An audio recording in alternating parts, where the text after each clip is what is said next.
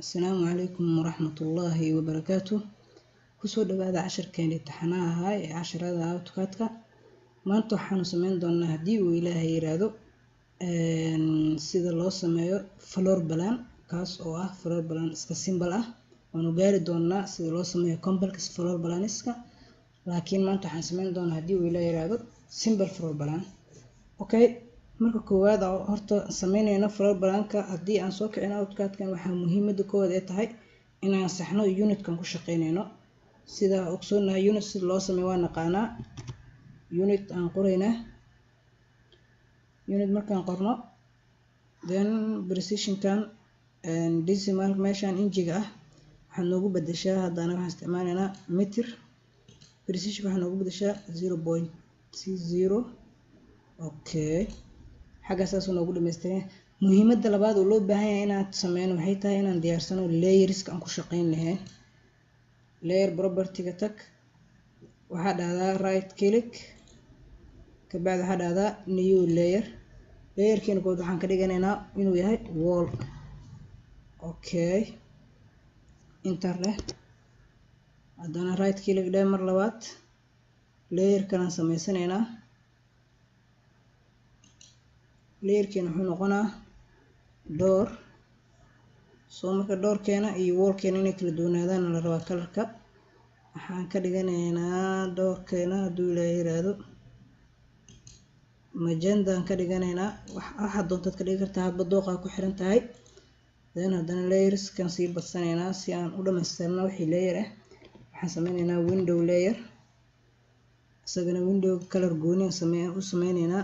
sababta saas u yeelayna waxay tahay inaan kala saarno wixii daaqada, wixii albaaba, waxaas dhan inaan kala saarno u baahannahay. okay, waxaa kaloo u baahan karnaa markaan floor plan diyaarinayno textigi. okay, text isagana waxaan ka dhiganaynaa kalarkan jaalaha.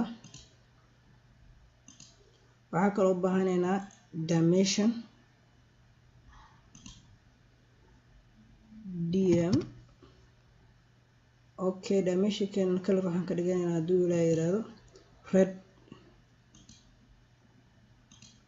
okay marka sidaas haddana ugu diyaarsan wixii layer u baahanayn inaan ku shaqeyno.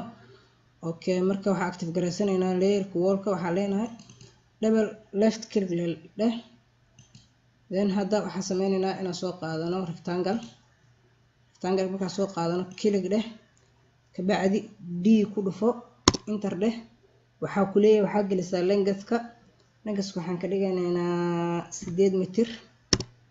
okay, width-kiisa waxaan ka dhiganaynaa 10 mitir oo kale. okay, marka hadda sidaan uu noqday, sida hadda idin muuqato rectangle-keeni oo aan rabno inaan wax ka diyaarino. then waxaan dhahaynaa offset. external wall-ka offset-kiisa inta badan waxaa laga dhigaa waa 0.4 oo inta badan dhagax u noqdaa oo bulkeeti ma noqdo. ka bacdi offset dheh, offset gudaha u soo gal. okay, marka xagas taaganta marka waxaa hadda diyaarinaynaa inaan kala qaybino qolalkii iyo wixii aan u baahnayn gurigeena inuu noqdo. then ka bacdi waxaan soo qabtaa line-ka markaasoo ama waxaa sameynaa offset isticmaalaynaa. offset marka haddii isticmaalayno shaygan waa rectangle, offset-ka makuu isticmaal karno. marka waxaan sameynaynaa line aan ka dhigaynaa explode aa leedahay. explode waxa waaye kala furfur oo shay kastaba goonidiisa kugu istaajinaan ujeedaa. okay, marka hadda offset isticmaalaynaa offset 4 mitir.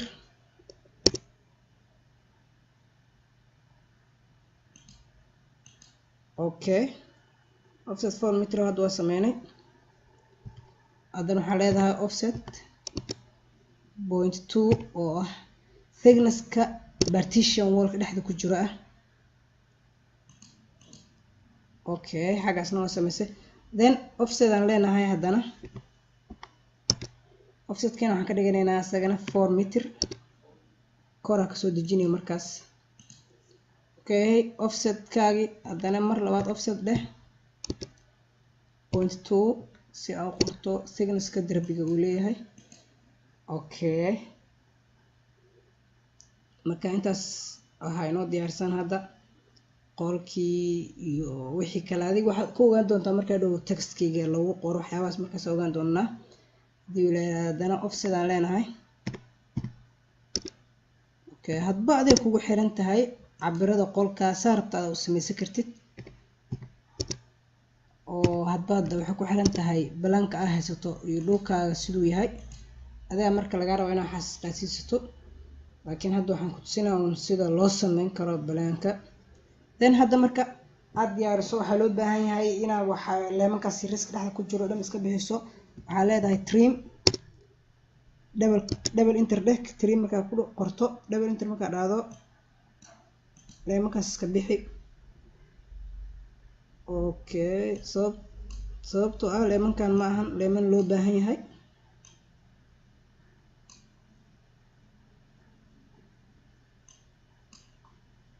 okay, waxaana leena meelahan ku jirna iska bixi oo looma baahno. darbigaaga inuu isku furnaadaa loo baahan yahay.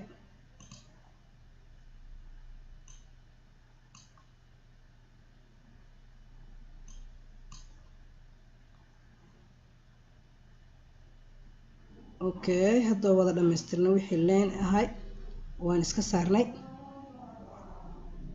okay, marka waxaan u baahannahay inaan meeshan ka sameyno kushiin oo ah 2 mitir offset dheh. marka korkan kasoo dego offset 2 mitir ah. okay, marka waxaan sameynaynaa haddana thicknesska darbiga uu lahay 0.2.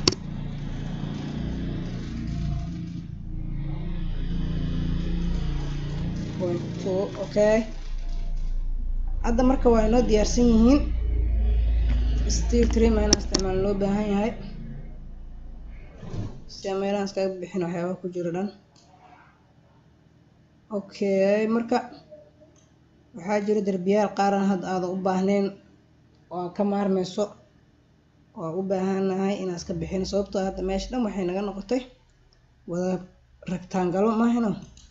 marka darbigan oo kale hadda uma baahnid,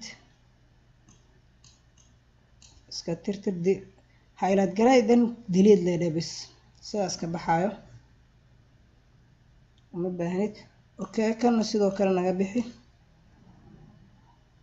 okay, intaa marka waa ujeedaa hadda way kala go-an yihiin. marka waxaa rabnaa inaan isku xirxirno darbiyaashiina. waxaa leedahay extend dheh, then left click dheh. wixii line meesha ku yaal dhan waa isku xirmayaan waa ujeedaa. okay, sidaan rabnay waaye. hadda trim soo qaad marka wixii meelahan ku jiro iska bixi,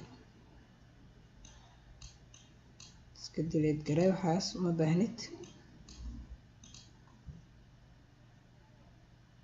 okay, hadda waa ujeediin gurigeeni waa kala qaybinay. waxaa hadda u qaybinay 1 2 3 4 qaybood oo kala qaybsanay. marka 4tan qaybood aan si kala saarneynaa oo qayb waxay tahay sheegi doonaa hadii uu la yiraahdo. laakiin intaas sameynin waxaa u baahannahay inaan sameyno waa albaabkii. marka albaabka marka u baahannahay sameyno kow waxaa soo active garaysanaysaa layerka doorka ah. markaa soo active garaysato imaa hadba meesha rabto in albaab geliso line soo qaad. line markaa soo qaadato cornerkan ku dhufo, kabacdi darbiga iyo albaabka waxaa isku jiraan 0.4 mitir wax ku dhaw isku jirayaan. hoos soo dego 0.2 dheh oo si thickness darbiga loo ekaysiisto. okay, marka hadda inta taagan tahay offset hadba marka cabirkaaga oo albaabka noqonaya. albaabada inta badan waa 1 mitir ama waa 0.9 mitir. marka anaga hadda 1 mitir isticmaaleynaa. 1 mitir hadda isticmaal saas uu noqonaa. marka albaabkeena dhexda ka furta u baahan tahay waxaa leedahay trim markaa dhahdo waa kaasa oo hadda meeshan waxay noo noqotay meel albaab ah. then line soo qaado meesha day aan samaysay ku dhufo 1 mitir kor u bax leenkaasna. leenka marka kor u baxdo arc soo qaado. arkiga waxaa samaysaa marka arkiga asaa kala qaybsan oo dhowr nooc uu leeyahay. anaga markaad waxaa isticmaalaa midkan 3 points ka ah 3 meelood oo kamid ah meelahan ku dhufan doonaa meeshkood waa kaas meesha labaad waa tan meesha saddexaadna waa taas albaab 2D haddaad rabto sidaas loo diyaarshaa marka kuwan kale isku sii daynaa ayagana inaan sameeyno kan oo kale asagana leen soo qaado sidii haday ay yeelno kala sameey xagaas u bixi 0.4 darbi ka soo siki 0.4 marka soo sikiso hoos soo noqo 0.2 ga hadda ku sheegay waa thickness ka uu leeyahay darbigaaga 0.2 ah then waxa la aadaa offset marka dhahdo 1 mitir ka dhig albaabkaaga markaas then tabacdi leenkaas offset bax 1 mitir sorry wax yar okay وكاسا 1 متر وبحنا بعد تريم ده اوكي سو marka leenkan anaga malihin waa inaan iska bixinaa بعد hadda waa u jeedin meeshaan hadda trim aan ku sameeyay marka waxa naga dhiman inaan sameeyno waa door frame-ki iyo shutter-ki albaabka uu lahaa meesha ku wareeganay albaabka waa 1 mitir frame-kiisi kabacdi hadana arc soo qaad oo 3 points saddexdaas meelood ku kala dhufo oo u jeedaa hadana waa uu ku sameysmay albaabkaagi soo marka isku soo day albaabada qeybaha kala dhiman adigana dhameystir karto isku day hadii uu leeyahay casharkeena xigo aan ku sameyn doonaa aadoo maasantiin daaqadaha iyo albaabada qeybaha dambe ku sameyn doonaa hadii uu leeyahay la socod wanaagsan